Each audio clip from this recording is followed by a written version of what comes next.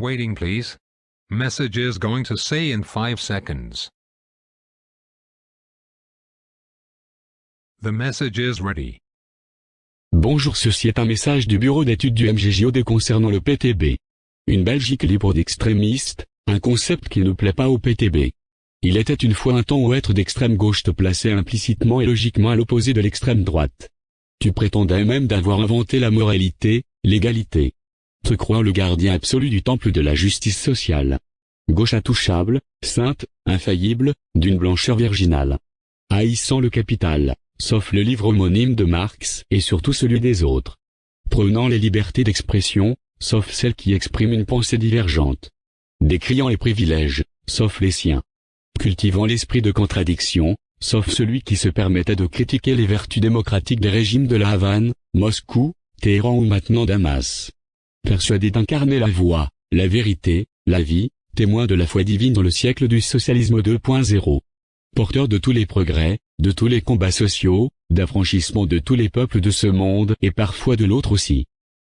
Voilà pourtant que ces prétentions métamoresques de l'extrême gauche sont annihilées par ses propres agissements. Après avoir réussi à obtenir quelques élus fédéraux et régionaux lors des dernières élections en Belgique, l'attitude du PTB change rapidement.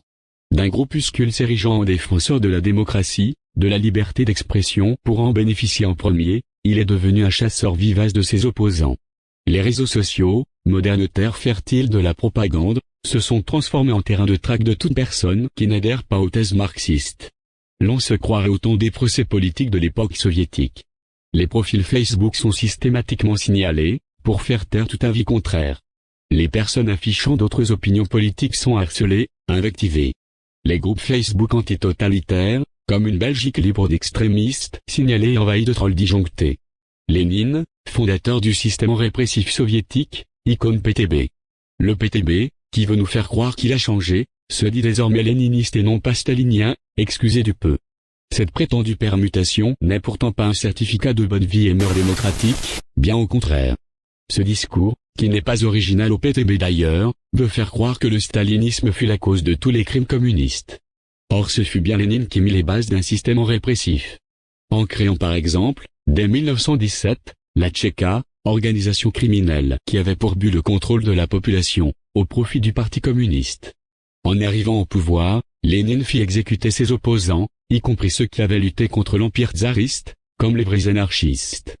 Son gouvernement prit des mesures totalitaires, mit sur pied des tribunaux révolutionnaires, pour des simulacres de procès politiques des ennemis du peuple, camps de concentration dans les zones les plus éloignées du pays, nationalisation des entreprises et des terres. Les récoltes furent confisquées, ce qui engendra des périodes de dure famine, entraînant des millions de morts. Ce petit rappel historique nous montre donc à quel point le discours du PTB, qui se dit maintenant marxiste-léniniste, et non pas stalinien, ne change rien à l'essence de ce parti. La métamorphose programmatique kafkienne de 2008, tellement mise en avant dans les discours officiels, n'apporte aucune transformation idéologique. Au contraire, c'est du négationnisme des crimes léninistes, en laissant croire que seul Staline était coupable des horreurs totalitaires du système soviétique et de ses pays satellitaires. L'imposture va jusqu'à faire croire que le PTB est un nouveau parti. Or, il existe sur la scène politique belge depuis une trentaine d'années. Certes, ils ne veulent pas se souvenir que jusqu'en 2012, il y a des siècles donc pour eux, il figurait dans les rapports de la sûreté de l'État au chapitre extrémisme idéologique. Au même endroit que les mouvements d'extrême droite comme Nation. Le PTB ne veut pas de souvenir que leur fondateur Martens était un fervent admirateur de Staline, qui voulait nous faire croire que les famines soviétiques n'ont pas existé. Ou que le parti était au départ un mouvement nationaliste des milieux estudiantins flamands. Sans doute que le parti doit se passer en boucle non, rien de rien, je ne regrette rien. L'antisémitisme, une mauvaise herbe qui pousse des grains de l'antisionisme. En 2014, après autant d'années d'insignifiance politique, il grimpe dans les sondages, grâce à un discours populiste à forte connotation sociale. Mais la déception des électeurs est grande.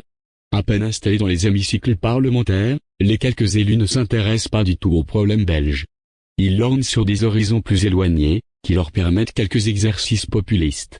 En marge du conflit israélo-palestinien, le seul antagonisme international qui les intéresse, allez savoir pourquoi, ils font ressusciter des thèses des années 30. Le discours antisémite, qui se veut seulement antisioniste, vieux refrain, sur la plutocratie internationale, forcément juive, capitaliste et puissante. revient dans l'actualité. Prétextant défendre la cause palestinienne, le PTB bat le pavé avec des militants de l'islamisme, certains d'entre eux soutenant des organisations considérées terroristes par l'Union européenne. Pensant manipuler électoralement la population musulmane de Belgique, le PTB se fait à son tour instrumentaliser par les fans de la charia, qui trouvent par ce biais un moyen d'avancer masqué dans notre société. Ce n'est sûrement pas l'aide dont les Palestiniens ont besoin dans leurs épreuves, comme le soulignait récemment la représentante de la Palestine auprès de l'UE et du Royaume de Belgique, Leila Ched. Le discours social, la trappe-voix du PTB. Trop occupé avec le conflit au Moyen-Orient, mais totalement indifférent au massacre syrien par exemple, le PTB oublie aussi les problèmes sociaux des Belges qui les ont élus. Oubliez les ouvriers d'ArcelorMittal de la région liégeoise, qui ont permis au PTB d'avoir quelques élus et près d'1 million d'euros en dotations parlementaires diverses. Effacez les 20 000 logements sociaux fictifs qui enjolivaient les discours électoraux. Ignorez les petits indépendants qui s'écroulent sous les taxes. Fini avec les discours sur les impôts des grandes fortunes. Oubliez le discours sur la liberté d'expression. L'heure est à la chasse des opposants sur Facebook, Twitter ou autres réseaux sociaux. Certes, l'on pourrait se dire que cela est l'œuvre de quelques petits désœuvrés intellectuellement, qui pensent apporter ainsi des fidèles services et se faire remarquer par les maîtres du parti. Mais il suffit de lire la prose sur Facebook des leaders PTB, c'est la même chose. Les électeurs sont ignorés, les questions restent sans réponse ou les réponses sont agressives et méprisantes. Le politburo du PTB ne prend jamais position contre les propos parfois racistes et antisémites de leurs militants de base ou même de certains jeunes candidats. Une île brune dans une mer rouge. Ceux qui ne sont pas dupes du double discours PTB savent bien la cause. Les jeunes du parti sont formés au coma par un certain Michel Collomb, qui fait figure de pont entre la rive rouge et la rive brune.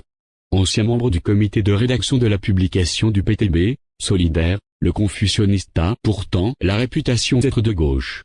Critique acharné des médias impérialistes, tout sioniste à ses yeux, qu'on se le dise.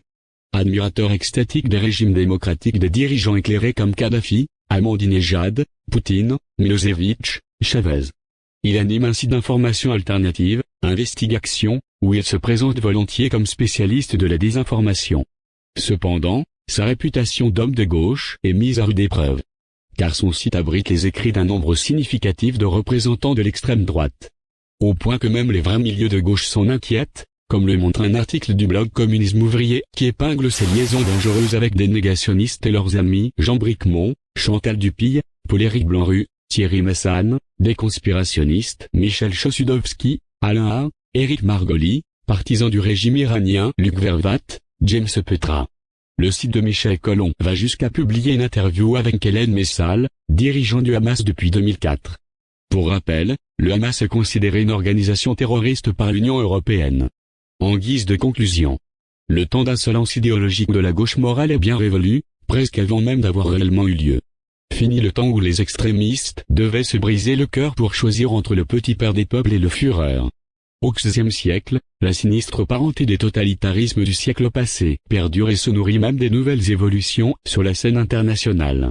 Le Parti des travailleurs de Belgique, PTB, d'extraction stalinienne, est la personnification de ces convergences entre les deux extrêmes. Il est le symbole même d'une gauche qui murmure à l'oreille de l'extrême droite. Voire plus si affinité. Et son comportement sur les réseaux sociaux, en apparence un fait mineur et anodin, est l'image même de ce que ce parti ferait s'il arrivait vraiment au pouvoir. Il enlèverait son masque démocratique, qui craque de tous les côtés, pour montrer son vrai visage. Celui d'un groupuscule populiste, sans substance et au discours ambigu, mais au rêve totalitaire. Alors aux prochaines élections, MGJO des mouvements généralistes des jeunes, des ouvriers et des démunis. Un mouvement pour tous, sauf pour les pro-musulmans.